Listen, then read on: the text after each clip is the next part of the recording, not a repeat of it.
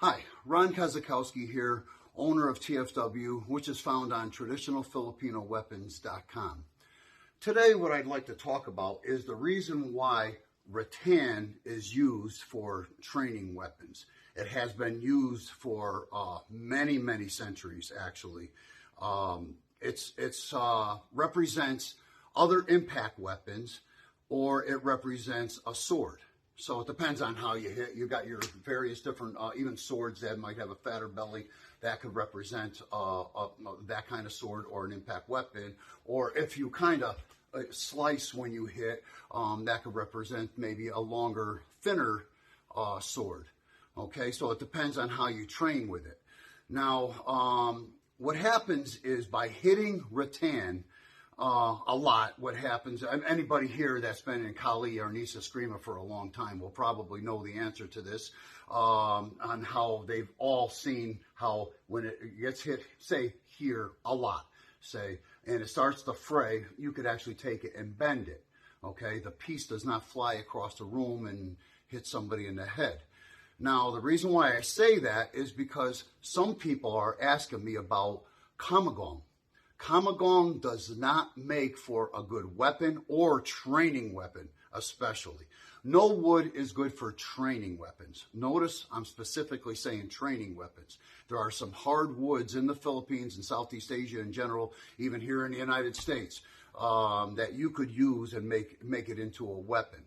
Okay, and a weapon hitting a human body is not going to be the same as training, say 200 hits or more up per day when you're drilling with the sticks to get that muscle memory. Okay, kamagong makes for a good knife and sword handle, definitely. Very solid, very nice, but it's not going to break there. It's only a little bit at the end, and you don't use that for impact, or maybe the butt end. That's about it. Okay, so I do not recommend wood at all. Imagine hitting. Remember I said before, it doesn't, rattan doesn't fly across the room. Imagine somebody hitting your kamagong stick and the piece goes flying across the room, hits somebody in the head, makes them bleed. Worse yet, hits them in the eye. Imagine how bad you'd feel, especially because you decided to use something that I'm recommending against here. Or maybe you didn't see the video, but I'm just saying I don't recommend it at all. All right, use rattan. Rattan is what's traditionally used. We have very good rattan on the TFW website. If you want to go on traditionalfilipinoweapons.com and just go in the search area, put in rattan, you'll see all the rattan items we have.